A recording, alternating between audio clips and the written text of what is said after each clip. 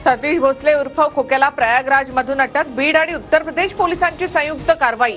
खोक्याला विमानानं महाराष्ट्रामध्ये आणणार, मारहाण आणि हरणांची शिकार केल्याचा ठपका।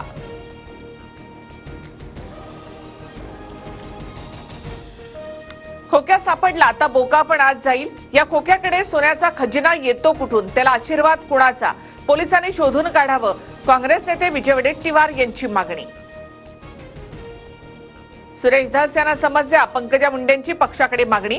भाजपची राष्ट्रीय नेता असताना माझ्यावर थेट आरोप, निवडणुकीत मी प्रचार केला नसता तर धस निवडून तरी आले असते का? पंकजा मुंडे यांची टीका। आष्टी मतदारसंघात पंकजा मुंडेंनी शिट्टी चिन्हाच्या उमेदवाराचा प्रचार केला। सुरेश धस यांचा आरोप, पंकजा मुंडेंची पक्ष नेतृत्वाकडे लेखी तक्रारही करणार। हिवाळी अधिवेशनात फडणवीसांनी शब्द दिलेला असतानाही बीडचा विषय बाहेर पेटता का ठेवला? बीड हत्या प्रकरणावरून पंकजा मुंडे यांचा सवाल। बुथप्रमुखासाठी मी प्रकरण तेवत ठेवलं आणि आरोपींना फाशी मिळेपर्यंत प्रकरण तेवत ठेवणार। बीड हत्या प्रकरणाबाबत आमदार सुरेश धस भूमिकेवर ठाम।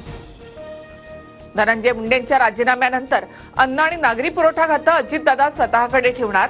पक्षांतर्गत वाद वाढू नयेत यासाठी अजितदादांचा निर्णय, सूत्रांची माहिती। सर्वत्र कॅमेरे घेऊन फिरणाऱ्या आमदारांनी धनंजय मुंडेंची गुपचूप भेट का घेतली? पंकजा मुंडेंचा सुरेश धस यांच्यावर निशाणा, तर मी कॅमेरे सोबत घेऊन जात नाही, ते माझ्या मागे येतात, धसांचं उत्तर। संतोष देशमुख हत्या प्रकरणातील फरार आरोपी कृष्णा आंधळेला नाशिकमध्ये बघितल्याचा स्थानिकांचा दावा। पोलीस घटनास्थळी दाखल, सीसीटीव्हीच्या आधारे तपास सुरू। महापुरुषांचा अवमान केल्याच्या प्रकरणात प्रशांत कोरटकरला दिलासा। 17 मार्च पर्यंत अटक न करण्याचे आदेश। कोरटकरला कोर्टात व्हीसीद्वारे हजेरीची मुभा।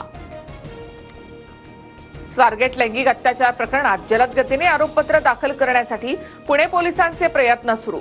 आरोपीला कठोर शिक्षा करण्यासाठी विशेष सरकारी वकिलांची नियुक्ती करण्याचा निर्णय।